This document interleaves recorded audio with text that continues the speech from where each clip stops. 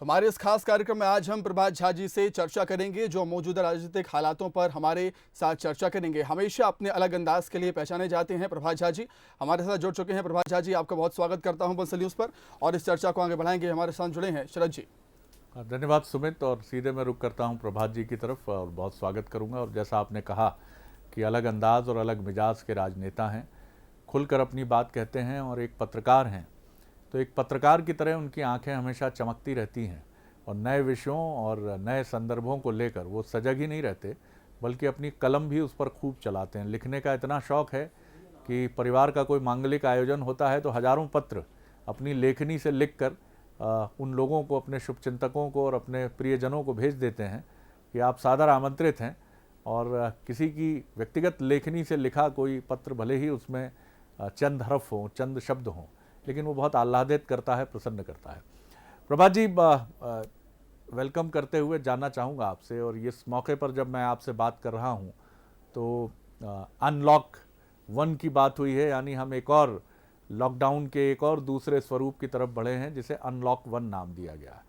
इसी के साथ 1 साल पूरा हुआ है केंद्र सरकार का। अभूतपूर्व परिस्थितियों में, अभूतपूर्व चुनौतियों में ये 1 वर्ष पूरा हुआ है। बहुत सारे चैलेंजेस सरकार के सामने हैं, और चैलेंजेस इस सरकार ने, बीजेपी की सरकार ने हमेशा हेड ऑन किए हैं। कोई भी मसला हो, चाहे वो जम्मू कश्मीर का मसला हो, या इसके पहले राम मंदिर का मसला हो, या ट्रिपल तलाक का इशू हो, तमाम मसले ऐसे थे जिनको इसके पहले ऐसा माना जाता था कि ये बड़ा करेजियस स्टेप होगा, इनके बारे में थोड़ा सोचना या इनके हल के बारे में बात करना तो एक बड़ी बात होगी। इन दोनों विषयों पर मैं आपकी एक संक्षिप्त प्रतिक्रिया चाहूँगा। केंद्र सरकार का कामकाज से पहले अनलॉक 1 पर आप क्या कहेंगे? जी जी। सबसे पहले मैं शरद जी, आपके चैनल के माध्यम से अजीत जोगी जी, जो छत्तीसगढ़ के राजनेता रहे, अभी उनकी अंत्येष्टि की शुरुआत हो रही है, अंत्येष्टि होने वाली है। मैं उनके चरणों में उनकी जीवटता के लिए बहुत बहुत श्रद्धांजलि अर्पित करता हूं और ईश्वर से प्रार्थना करता हूं कि उन्हें सद्गति मिले। आपने अनलॉक 1 की बात की जी, और अभी तक लॉकडाउन की बात चल रही थी, जिसे आप लॉकडाउन 5 कह रहे हैं, उसका नाम दिया गया है अनलॉक 1 जी। अब ये जो लगातार ये 3-4 महीने से चल रहा है, शरद जी आपने देखा होगा, भारत के लोग पूरी तरह से अब यह समझ गए हैं कि अब हमें कोरोना के साथ ही जीना पड़ेगा जी। हमें छोटा काम करना हो, हमें बड़ा काम करना हो, हमें घर बैठकर करना हो, घर के बाहर जाकर चलना हो, हमें जो भी करना है, अब हमें कोरोना अपने मस्तिष्क में रखना ही पड़ेगा। इसके जो स्थापित नॉर्म्स बनाए गए हैं कि थोड़ी दूरी, मास्क लगाना, हैंड ग्लोव्स पहनना, जो भी आप कर सकते हैं बचने, क्योंकि आप ही उससे संक्रमित नहीं होंगे, आपके कारण और लोग भी संक्रमित होंगे। और इस संक्रमण रोग से बचने के लिए अनेक उपाय, लेकिन जग है, जहान है, तो ये चलना भी पड़ेगा। तो एक बात तो स्पष्ट हो गया है शरद जी, अब हमें कोरोना के साथ ही चलना पड़ेगा। कब तक चलना, कब तक चलेंगे, यह तो समय तय करेगा, लेकिन अभी तो तय है। और इसीलिए सरकार ने जन जन की मन स्थिति बनाई है पिछले 2.5-3 महीने में, और अब लोगों की मन स्थिति भी बन गई है कि नहीं, अब तो हमें कोरोना के साथ चलना पड़ेगा। सरकार हर चीज का इलाज नहीं है, लेकिन समाज हर चीज का इलाज है। समाज जागरूक हुआ है, समाज में चेतना आई है, और समाज जैसे खड़ा हुआ है मदद के लिए पिछले 2.5-3 महीनों में, अब समाज इस कोरोना के साथ जीने के लिए भी तैयार हुआ है। इसलिए मैं आपसे प्राथमिक रूप से यह बात कहना चाहता हूं, अनलॉक 1, अब जैसे आपने खुद ही कहा 2 भी आएगा। धीरे धीरे हम अपने स्तर पर आएंगे, अब चरणबद्ध तरीके से आएंगे, क्योंकि देखिए, एक तरफ मौत है, दूसरी तरफ जिंदगी है, और तीसरी तरफ जिंदगी को चलाने के लिए जहान है। हमें इसी में से रास्ता निकालना होगा। जी जी, बिल्कुल आपने ठीक कहा, ये बिल्कुल सही बात है, क्योंकि आर्थिक गतिविधियां खोल दी गई हैं और धीरे धीरे उनके स्तर को और आगे बढ़ाया जाएगा। और इसी तरह धर्म स्थलों की बात करें या बाज़ारों की बात करें, उनको भी एक सीमित तरीके से और एहतियात के साथ खोला गया है। मतलब हम जिंदगी की तरफ लौट रहे हैं एहतियात के साथ। कोरोना भी रहेगा, हम भी रहेंगे, ये लड़ाई जारी रहेगी और जारी रही है अतीत में भी, भविष्य में भी रहेगी। सर, केंद्र सरकार के कामकाज की मैं बात करूं तो आप किस तरह देखते हैं? बहुत चुनौतियां हैं, बहुत मुश्किल हालात हैं अभी, और इसके पहले भी मैं कहूंगा कि चुनौतियां कम नहीं थीं, क्योंकि बीजेपी की सरकार के लिए ये हमेशा कहा जाता है कि आप टेन्योर आपको 5 साल के लिए मिला है, लेकिन बल्लेबाजी इस तरह से आप करते हैं जैसे वीरेंद्र सहवाग की तरह करते हैं आप, कि आपकी बिल्कुल इच्छा है कि लंच के पहले ही पहले सेंचुरी बना ली जाए। क्या कहेंगे आप?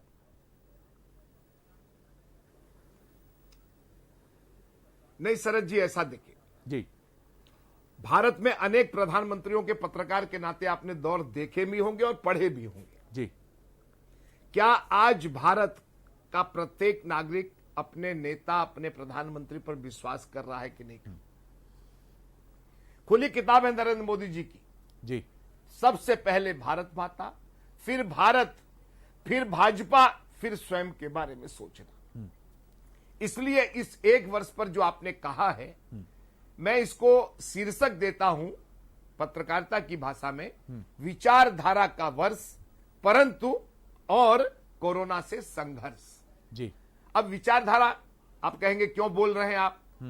70 साल से जिन चीजों को करने में हमारा संसद असमर्थ था, नहीं कर पा रहा था, घोषणा पत्र में एक अलंकार और एक उपकरण के रूप में हम कहते थे धारा 370, 3 तलाक, राम जन्मभूमि, एक एक चीज, नागरिक संशोधन बिल, ये सब चीजें, नागरिक संशोधन बिल को हमने कानून में बनाया, ये सारी चीजों की पूर्ति हुई है। अब देखिए 70 दिन के अंदर अमित शाह जी ने जिस जीवटता का नरेंद्र मोदी जी के मार्गदर्शन में बताया, राज्यसभा में लेकर आए, लोगों को आश्चर्य लगा, क्या क्या बयान नहीं दिए गए जी बिना किसी खून खच्चर के, बिना किसी खून खराबा के। धारा 370 भारत में अब राज्य और केंद्र शासित राज्य 26 जनवरी 2020 को शरद जी कितने आह्लादित थे लद्दाख के और जम्मू कश्मीर के लोग जब तिरंगा फहराया गया। और आपको मालूम है कि हमारे थल सेना अध्यक्ष ने क्या कहा है? जी लोकसभा और राज्यसभा से दोनों सदनों से पारित, सर्वसम्मति से पारित पाक अधिकृत कश्मीर, जिस दिन सरकार, जिस दिन संसद कहेगी हम उसकी ओर अपना ध्यान देंगे। सवाल यह है कि भारत से बढ़कर कोई भी नहीं है, इसलिए मैंने आपको गिनाया। राम जन्मभूमि 450 वर्ष से चल रहा था मामला, जी कोई उपाय नहीं, लेकिन देखिए भगवान की दया से पालम में, शिमला, हिमाचल के पालमपुर में हमारा प्रस्ताव पारित हुआ था 1989 में, आज वो पूरा हुआ। हमने ये नहीं कह रहे कि न्यायालय ने देखा, जी देखने के बाद साक्ष्य आए, साक्ष्य के प्रमाण अब भी मिल रहे हैं। जी एक बहुत बड़ा मसला जो देश हमेशा होता था, उसका भी निदान हुआ। इतना ही नहीं, 8 करोड़ मुस्लिम महिलाओं की जो लोग हम पर सांप्रदायिकता का आरोप लगाते हैं कि हम सांप्रदायिक हैं, उनकी किताब में लिख दिया है कि हम माता बहनों में सब में विश्वास रखते, सबका विश्वास। शपथ समारोह के अपने पहले भाषण में उन्होंने कहा सबका साथ, सबका विकास और संविधान की सौगंध की सबका विश्वास जीतने की हम श्रेणी में आगे बढ़ेंगे, कड़ी हम जोड़ेंगे। और उसी कड़ी का परिणाम था कि अन्याय किसी महिला पर नहीं होना चाहिए, 3 तलाक भी उसी दिशा में कदम थे। ऐसे में अनेक, लेकिन वहीं आप देखिए वैश्विक स्थिति में, वैश्विक महामारी, तो वैश्विक महामारी में भी देश को एकजुट करना, देश को एक साथ, जनता कर्फ्यू, शरद जी आपने स्वयं देखा था जी लॉकडाउन 1 में क्या क्या हमारे साथ हुआ, शंख बजाना हो, थाली बजाना हो, दिया जलाना हो, और उन सबको फूल की वर्षा हवाई जहाज से, जिन्होंने इसके लिए खड़े होकर तपती धूप में पुलिस ने काम किया, डॉक्टरों ने, आपके मेडिकल पैरामेडिकल लोगों ने, जितने भी नर्सेस ने, कोई जो इस कोरोना से संघर्ष में आ गया अपनी जिंदगी को जोखिम में डालकर, उसके साथ पूरी सरकार खड़ी है।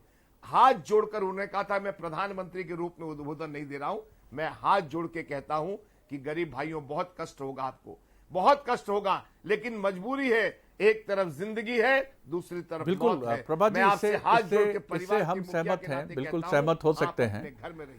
कि प्रधानमंत्री का नेतृत्व एक ऐसे नेता के तौर पर हमने साफ तौर पर देखा जिनकी बात को देश सुनता है, जिनकी बात को देश समझता है, और लॉकडाउन जैसी एक बेहद कठिन चुनौती के लिए भी तैयार हुआ।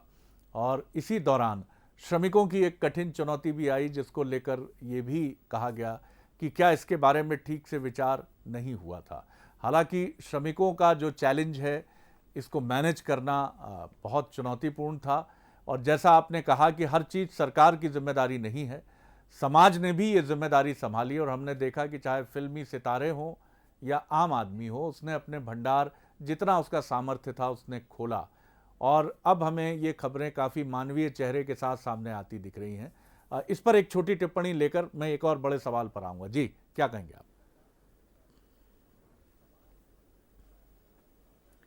देखिए, ये जो हम इसको भारतीय मजदूर कहते हैं, एक राज्य से दूसरे राज्य में, उसको हाई कोर्ट ने और सुप्रीम कोर्ट ने भी कहा है। जी ये जो मजदूर हैं, अपना घर कब कौन छोड़ता है शरद जी?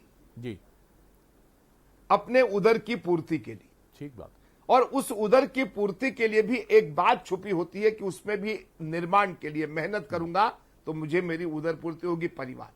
आपको आश्चर्य होगा, भारत में 12 करोड़ 80 लाख लोग ऐसे मजदूर हैं और इसमें से भी 54.4% लोग अकेले रहते हैं और इसमें 48% कुछ लोग परिवार के साथ रहते हैं।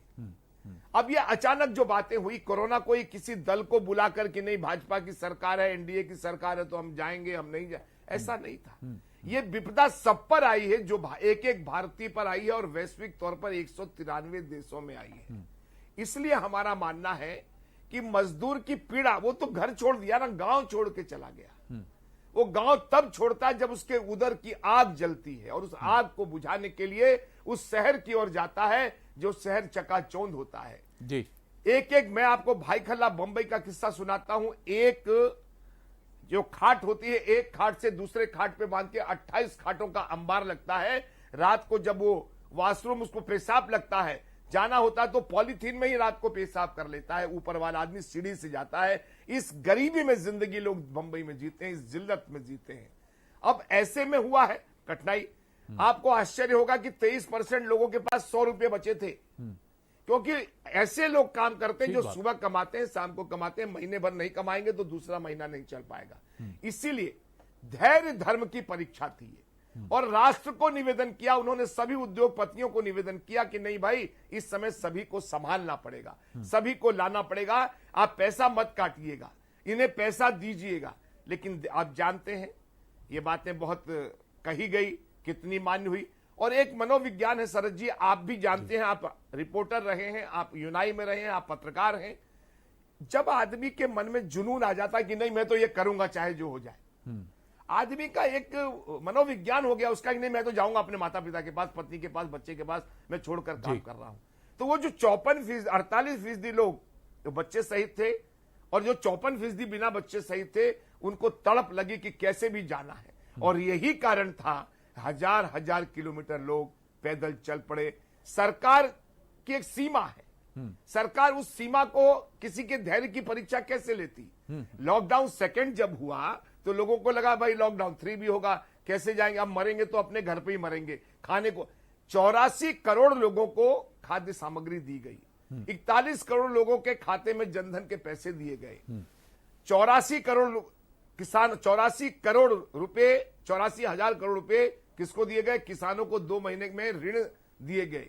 ऐसे ही आपने देखा 20 लाख का पैकेज आया, 20 लाख के पैकेज में भी 3 लाख करोड़ रुपए किसको दिए गए? लघु उद्योग। 45 लाख लघु और मध्यम श्रेणी के उद्योग है जिसमें करोड़ों लोग काम करते हैं। जी, 4,25 हजार करोड़ रुपए किसमें दिए गए? किसानों के ऋण के लिए, जिसमें 6 महीने तक उनसे ब्याज की सब्सिडी रहेगी। ऐसे तमाम चीजें की गई गरीब से गरीब के लिए। अब यह भी किया, मनरेगा में 1 लाख रुपए दे दिए। नरेंद्र सिंह जी ने खुद बताया, जो कृषि मंत्री हैं नगरी, कि हमने 1 लाख करोड़। अब वो गांव में है तो एक राशन, 1 नेशन 1 राशन कार्ड कर दिया, जहां पे रहोगे मिलेगा।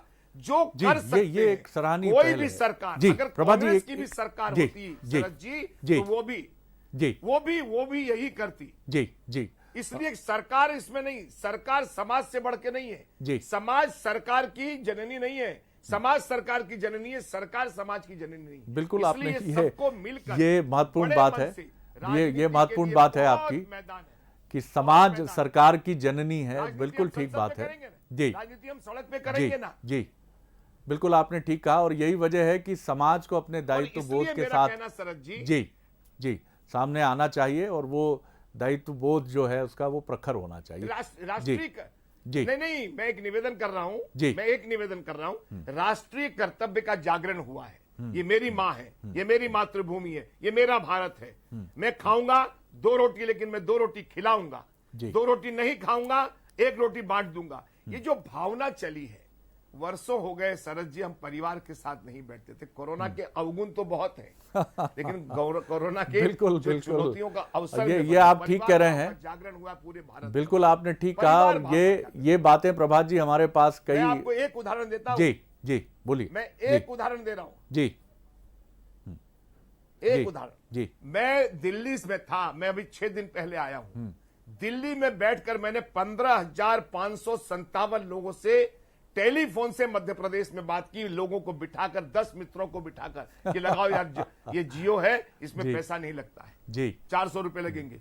55,000 SMS 3 बार मैंने मध्य प्रदेश के अपने कार्यकर्ताओं से, मैंने कांग्रेस के कमलनाथ जी से लेकर सारे लोगों से बात की, हालचाल कैसा है, सारे कांग्रेस के मित्रों से बात की। सभी, मैं कल रघु ठाकुर जी के घर गया था। मैं राजनीति को वो उपहास का कारण नहीं कि राजनीति इस समय करने का समय नहीं है। ये राष्ट्र का मामला है, ये भारतीय का मामला है, हर की जिंदगी का मामला है। इसलिए मुझे लगता है शरद जी, मैं भावनात्मक रूप से इमोशनली बात करता हूं। किसी को भी राजनीतिक चर्चा करने का अधिकार नहीं है। प्रधानमंत्री ने 135 करोड़ लोगों की बात कही, किसी एक जाति, पंथ, भाषा की बात नहीं कही। और इसलिए इस देश के प्रत्येक नागरिक का कर्तव्य है कि कोई भूखा न सोए, बिल्कुल कोई नंगे पैर न चले। महत्वपूर्ण बात कही है आपने। गांव में लोग कैसे गाछ और पर, मैं आपके उन दिलचस्प आंकड़ों को याद कर रहा हूं। 15,584 लोगों से आपने टेलीफोन पर बात की और कांग्रेस के मित्रों से भी बात की। तो ये आपका खास अंदाज है राजनीति का भी, और राजनीति में भी एक पर्सनल टच का आपका अंदाज है। और मुझे लगता है कि ये एक अच्छी, बहुत अच्छी चीज़ है और जिसको आत्मसात करने की तरफ बढ़ना चाहिए। नहीं शरद जी, मैंने आप लोगों से भी बात की, सारे पत्रकारों से। जी, सारे पत्रकारों से मध्य प्रदेश के मैंने बात करने की। बिल्कुल सर, और हम हिंदी पत्रकारिता दिवस के इस मौके पर उसके लिए साधुवाद व्यक्त करते हैं आपको। मेरे पास वक्त कम है प्रभात जी, हार्डली मेरे पास 2 मिनट है। धन्यवाद जी। और इन 2 मिनट में मैं 2 संक्षिप्त प्रश्नों का मध्य प्रदेश की राजनीति से ही जुड़े मैं जानूंगा, और समय रहा तो एक आध और सवाल कर लूंगा आपसे। मध्य प्रदेश में एक फ्यूजन पॉलिटिक्स है इस समय। जी बताइए ना, बताइए। कांग्रेस से आए हुए एक बड़े धड़े को अब बीजेपी ने अपने दिल में समा लिया है, लेकिन जो दिल है ये मचलता भी है, बेचैन भी होता है। कई बार ये भी कहता है कि आप ठीक तरीके से मेरे दिल में समा नहीं पा रहे हैं। तो ये जो फ्यूजन है, ये जो सम्मिश्रण है, ये कितना कारगर साबित होगा? क्योंकि कहा यह जा रहा है मध्य प्रदेश में मंत्रिमंडल का गठन भी इसीलिए टल रहा है, और कांग्रेस इसी पर दृष्टि लगाकर बैठी है कि आप करिए तो मंत्रिमंडल का गठन, हम तो बैठे हैं असंतुष्टों को कैच करने के लिए। इस पर आपकी राय?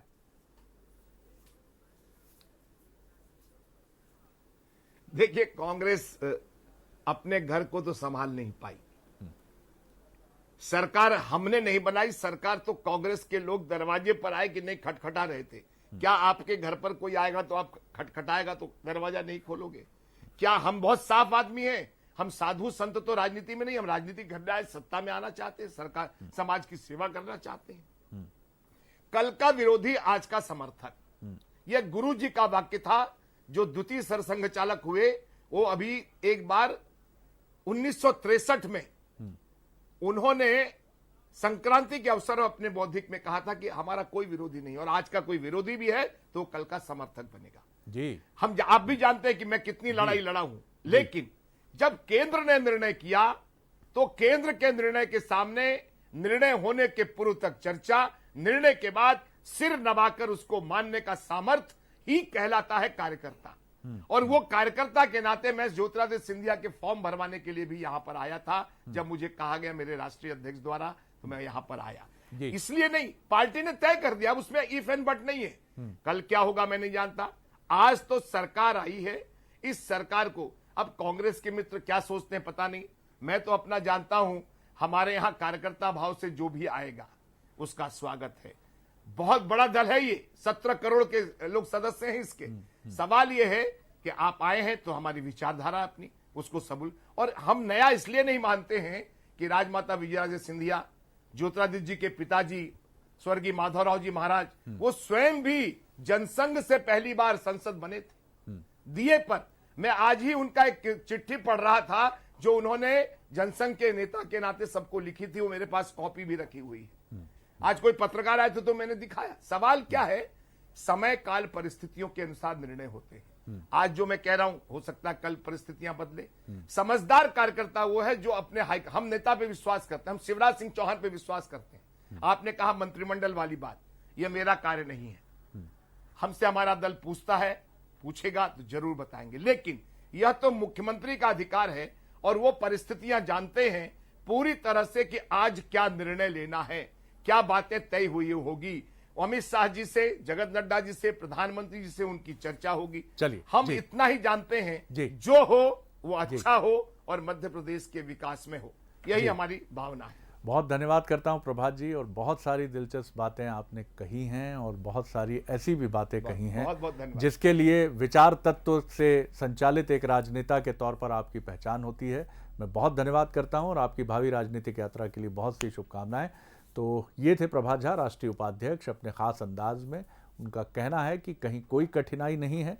लॉकडाउन को अब अनलॉक 1 कहा गया है, लेकिन सारी परिस्थितियां नियंत्रण में है। केंद्र सरकार ने तमाम चुनौतियों से बहुत गहराई से जूझी है वो, और 70 सालों में इस देश में जो नहीं हुआ वो प्रधानमंत्री नरेंद्र मोदी जी के नेतृत्व में केंद्र सरकार ने कर दिखाया है। और ये क्रम जनता की आकांक्षाओं के अनुरूप जारी है और जारी भविष्य में भी रहेगा। वो कहते हैं कोरोना रहेगा, हम भी रहेंगे, लड़ेंगे इससे और जीतेंगे। और मध्य प्रदेश के संदर्भ में उनका कहना है कोई चुनौती नहीं है। एक बार जो निर्णय हो जाता है पार्टी उसको आत्मसात करती है। और अब ज्योतिरादित्य सिंधिया साहब हों या उनकी टीम हो जो बीजेपी का हिस्सा है, वो हमारा ही हिस्सा है, हमारा ही शरीर है, और हम सब एकजुट होकर आगे बढ़ेंगे। बने रहिए बंसल न्यूज़ पर। खबरों का सिलसिला लगातार जारी है। मुझे दीजिए इजाजत। नमस्कार।